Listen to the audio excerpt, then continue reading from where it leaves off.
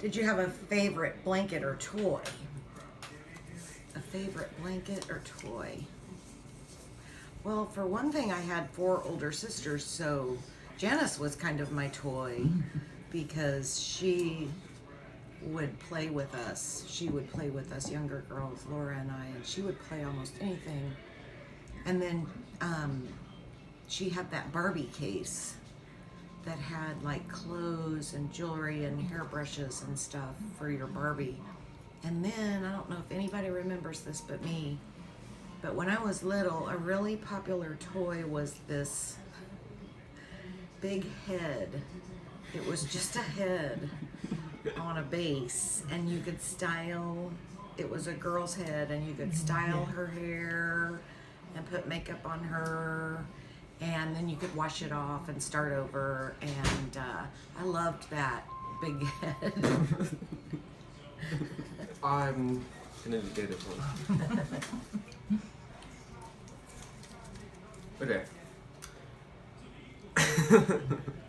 Well, that's a sad question. It says, "What was your very first job with a paycheck?" Well, I'm privileged, so I've never had to have a job. Not yet.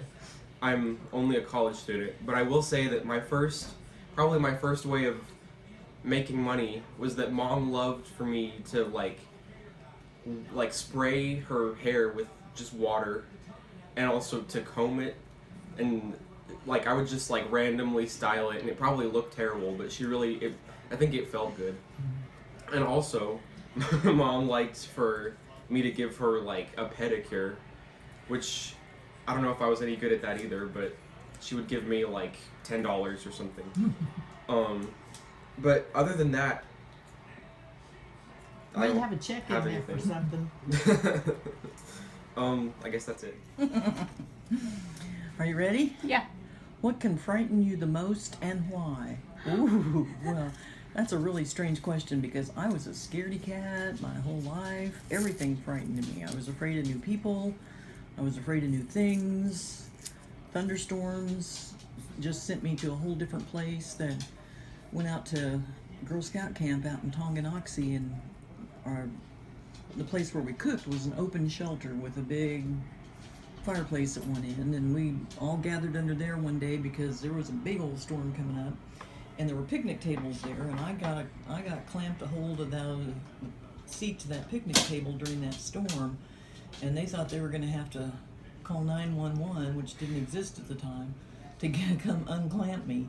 And to this day, I still get a little nervous about storms, not near like what I used to, but flying on an airplane, that was never a good thing for me. And of course I had to do it sometimes 3 and 4 times a week for my job, so I talked to my doctor about it, and he gave me a little magic pill.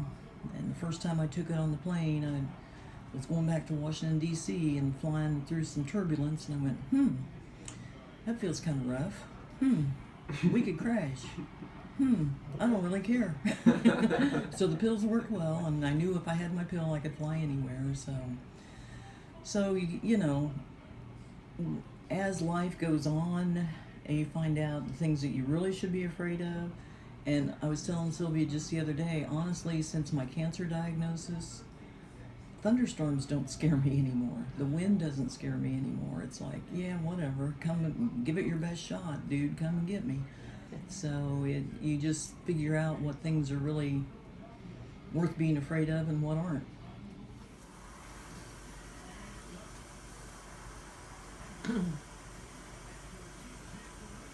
Well, this does not fit me. Did you have a close relationship with any of your grandparents? Tell about it. I can't tell about it because it didn't happen. Granddad Williams was very scholarly, and his second wife, his first wife was Anna Lucretia, born and died. I've got that in the book in there.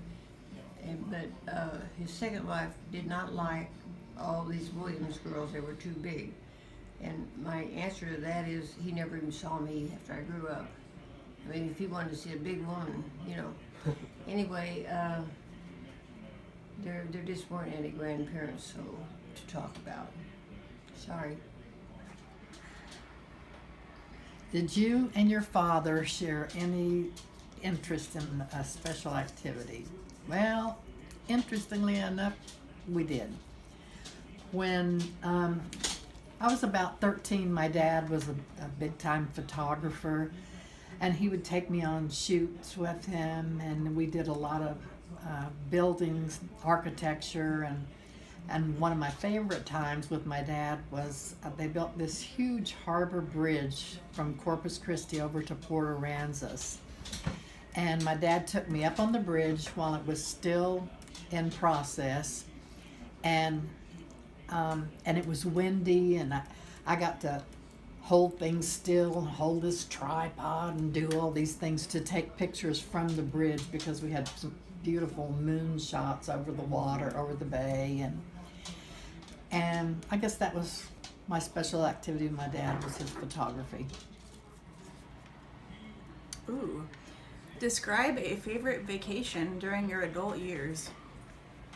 Well, let's see. If I'm counting like adult years being like since I was 18, then let's see. I've been to Europe like 3 times since I was 18, but none of them were really vacations.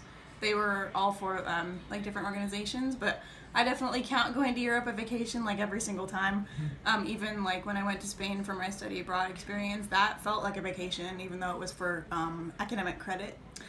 So I think Spain and Italy are my top 2 European countries like that count towards my favorite vacation. But I also really like all the little like side trips that our family takes for spring break. We went to Oklahoma and Arkansas and Nebraska City and yeah, Washington D.C., but that was before I was an adult. And then let's see, just a bunch of like cool little side trips in the Midwest. So I'd say my favorite vacation with family during my adult years has been going down to Bentonville, Arkansas to see the Crystal Bridges Museum of Art, and I've been there a few times now, and each time I go there it's just a really cool experience to have that level of artistry so close in the Midwest and South. And then staycation wise, I really like the Nelson Atkins, so there's just lots of cool places that I've been, and I hope to keep traveling throughout my entire adult life.